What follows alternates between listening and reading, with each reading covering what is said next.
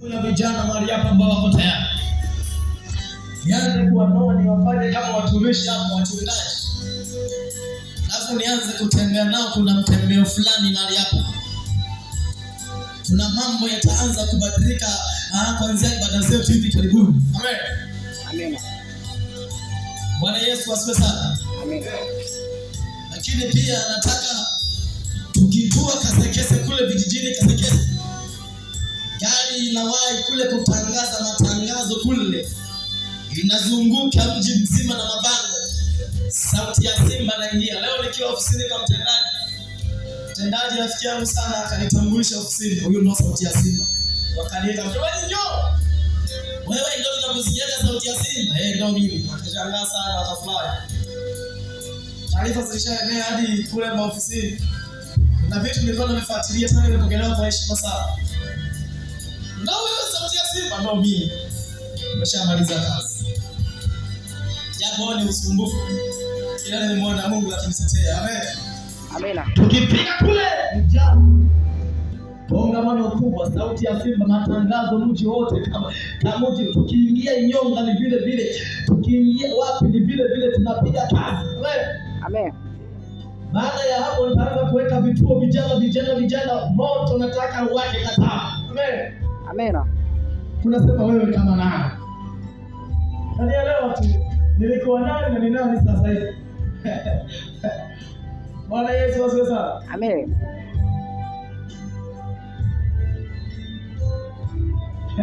Nigie Yesu makofi na vigelegele ya juu.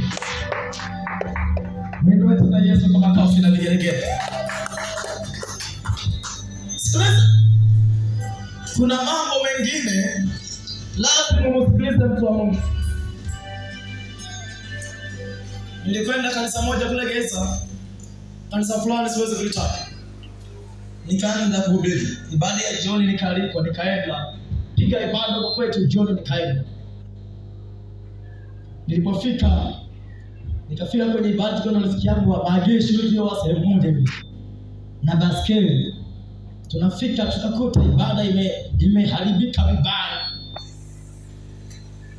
Mama mchungaji na mchungaji tukawakuta wana nundu za hatari. Washirika wamewapiga.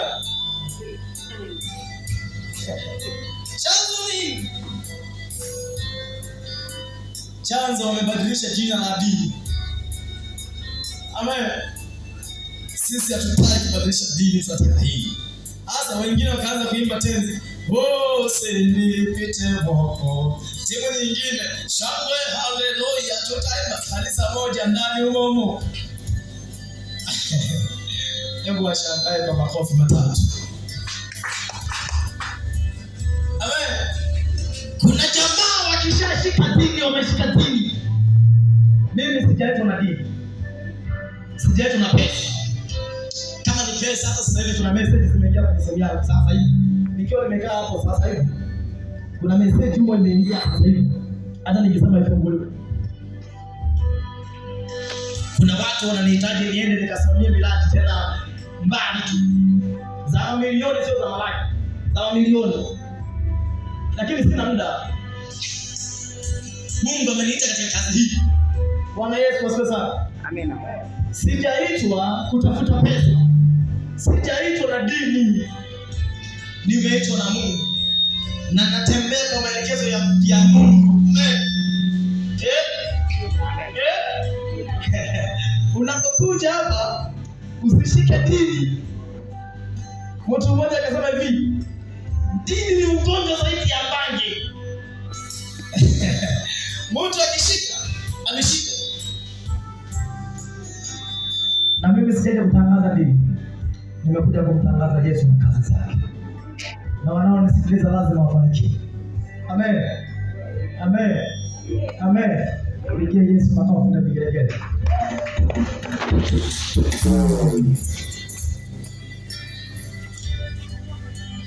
Iko siri ya kufanikiwa. Lakini mtu wa Mungu aliitwa na Mungu. Kuna wakati mwelekezo anakuja kutoka kwa Mungu. Mungu anamwambia twenda hivi, fanya hivi. Kuna mambo mengine Mungu anapomwelekeza mtu, wakati mwingine mtu hawezi wakamwelewa. Wanaweza wakamwona kama vile kakengeuka. Wanaweza yake. Unaweza kuona mbona tumwelewi. Amen. Naongea mambo magumu Pigia Yesu makofi na vigelegele. Nitatoa tamko Jumapili. Amen. Amen. Amen. Amen. Amen. Mbona mchungaji anafanya haya mambo? Unajua mchungaji mbona anafanya mambo ya kisirisiri? Mbona hatumuelewi? Mbona hatushirikishi sisi wazee wa kanisa? Wazee wa kanisa ndio tuna maamuzi tu. Kuna mambo mengine mchungaji anatoa tamko iwe hivi. Kuna mengine anatoa maelekezo tu. Kuna mengine anawakalisha viongozi. Tufanyeni hivi, tuanze kutembea hivi wanangu. Mnaonaje? Wazee wa kanisa wanashauri, jamani baba, tusubiri kidogo, tutaweka flow. Mapengo yatatoka mapengo. Hali ni mbaya, mtu wa Mungu. Wanamshauri wazee wa kanisa. Mtu wa Mungu anasema haleluya, barikiweni wanangu. Acha tuvumilie. Kuna mengine mtu wa Mungu anasikiliza maelekezo kutoka Mungu, anawatangazia imekuwa hivi na hivi. Acha wajadili, mbona anajua, hatumwelewi, unajua hii haitawezekana, unajua hatukubali, najua wewe shetani alianza, unajua mimi ni mwimbaji sana, unajua Mungu alifikia akamwambia kaa pembeni, waliote walisonga mbele. Pigia Yesu makofi ya juu. Kuna wakati lazima usikilize mtu wa Mungu, na mbaya zaidi ukiwa karibu na mtumishi wa Mungu, chunga kinywa chako. Mimi nipo karibu na mtumishi wa Mungu, mimi hapa bila mimi mambo hayaendi, unajua bila mimi tena, ngoja nikampash mtu watu wale. Wewe sikiliza, unahitaji kufanikiwa.